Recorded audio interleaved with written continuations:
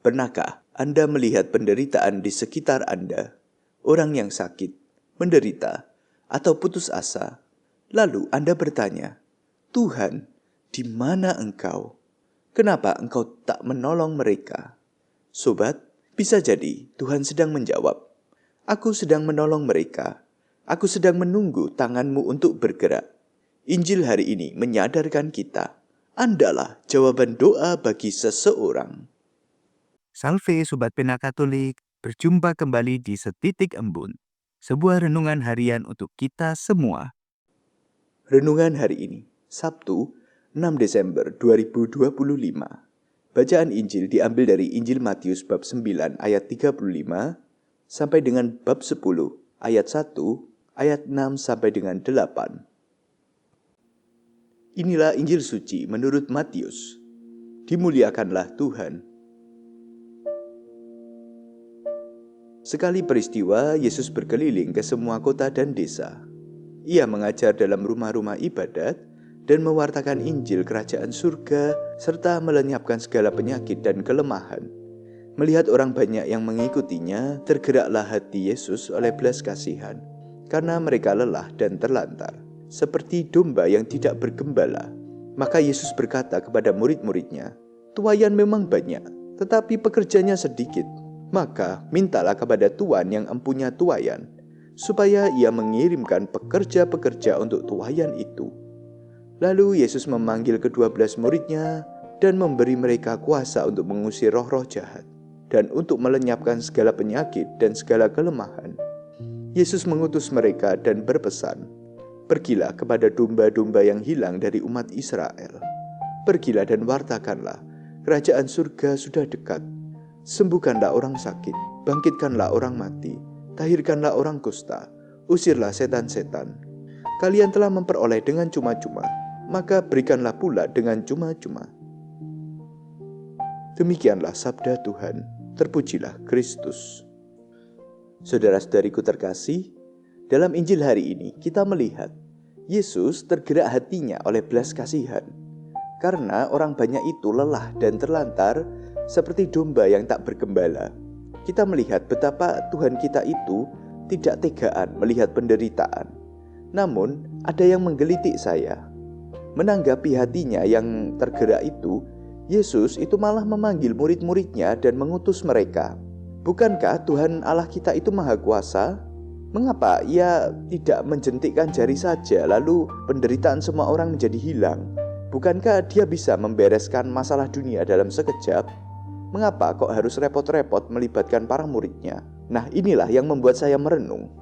Sobat terkasih, saya jadi teringat akan pipa air. Nah, tugas pipa itu sederhana namun vital. Mari kita coba bayangkan sejenak. Di satu sisi ada waduk besar yang penuh air bersih. Di sisi lain ada rumah-rumah penduduk yang kekeringan. Air dari waduk tidak bisa melompat begitu saja ke rumah penduduk. Dibutuhkan sebuah saluran. Dibutuhkan pipa yang tersambung dari sumber menuju keran rumah. Pipa itu tidak menciptakan air. Pipa juga tidak memiliki air itu. Tugas pipa hanyalah membiarkan dirinya dilewati, mengalirkan air bersih dari sumber sampai ke tujuan. Syaratnya ya cuma satu, pipa itu harus terbuka. Jika pipa itu mampet karena kotoran, air itu tidak bisa mengalir dan orang-orang tidak akan mendapatkan air. Saudara-saudariku, begitulah saya memahami pertanyaan-pertanyaan yang menggelitik tadi. Tuhan adalah sang sumber air kehidupan. Orang-orang di sekitar kita, keluarga yang sakit, teman yang depresi, dan orang-orang miskin, mereka adalah tanah kering yang haus akan kasih sayang. Dan kita adalah pipanya. Tuhan memilih kita menjadi perpanjangan tangannya. Tuhan tidak mau bekerja sendirian. Bahkan Rasul Paulus juga mengingatkan, bukankah kita semua adalah anggota tubuh Kristus? Jika sang kepala yaitu Kristus ingin menolong, tentu dia akan menggunakan tangannya, yakni kita, untuk bergerak. Sobat terkasih, jujur, renungan ini menjadi teguran sekaligus semangat bagi saya pribadi. Dan saya kira begitu juga untuk kita semua. Siapakah kita ini sampai Tuhan itu mau menjadikan kita rekan sekerjanya? Bukankah itu sebuah kehormatan? Tapi pertanyaannya, apakah saya menerima atau menolak panggilan itu? Apa yang terjadi kalau kita itu enggan menjawab panggilan itu?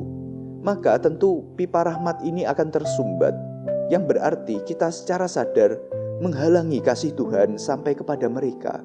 Tuhan tergerak oleh belas kasihan, tapi Dia ingin gerakan hatinya itu mewujud lewat tangan kita semua. Saudara-saudariku terkasih, mungkin saat kita mau menanggapi panggilan Tuhan itu muncul dalam pemikiran kita, tapi saya merasa tidak mampu, saya tidak pantas. Sobatku yang terkasih, perasaan itu sangat manusiawi dan wajar. Namun jika kita berhenti di situ, pada akhirnya rahmat itu pun tak akan pernah sampai melalui kita. Kalau kita melihat bacaan tadi, bukankah Yesus memberi kuasa kepada para murid-Nya? Nah, saya percaya kuasa yang sama juga diberikan pada kita. Tidak mungkin Yesus mengutus tanpa membekali. Sama seperti pipa yang dibuat kuat untuk menahan tekanan air. Tuhan juga pasti sudah membekali kita dengan rahmat-Nya. Kita tidak diminta menciptakan mukjizat. Kita hanya diminta untuk mau menjadi salurannya. Sobat terkasih, mari kita jujur di hadapan Allah. Apakah hari ini saya masih menjadi pipa yang lancar? Ataukah hati saya sedang tersumbat oleh rasa egois dan ketidakpedulian? Lihatlah sekeliling Anda.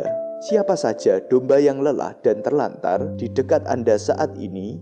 Apakah Anda mau menyapanya demi Tuhan? Sadarkah Anda bahwa tangan Anda adalah tangan yang Tuhan mau gunakan hari ini untuk memeluk mereka yang bersedih? Saudara-saudari terkasih, dunia ini begitu lelah. Banyak orang yang membutuhkan Tuhan. Mari kita semua belajar dari para murid yang berkenan menjadi pekerja di ladang anggurnya. Mari buka sumbatan hati kita. Biarkanlah kasih Tuhan mengalir begitu deras melalui kata-kata dan perbuatan kita hari ini. Jadilah perpanjangan tangannya yang menyembuhkan dan menyelamatkan. Marilah kita berdoa. Dalam nama Bapa dan Putera dan Roh Kudus. Amin. Ya Bapa yang Maha Kasih, syukur kami haturkan padamu, karena lewat sabdamu hari ini, kami Engkau tuntun untuk memahami bagaimana kami yang sebenarnya tak pantas ini, Engkau layakkan dan jadikan berharga, menjadi rekan kerjamu, menjadi perpanjangan tanganmu, untuk ikut ambil bagian dalam mewujudkan kasih-Mu bagi dunia.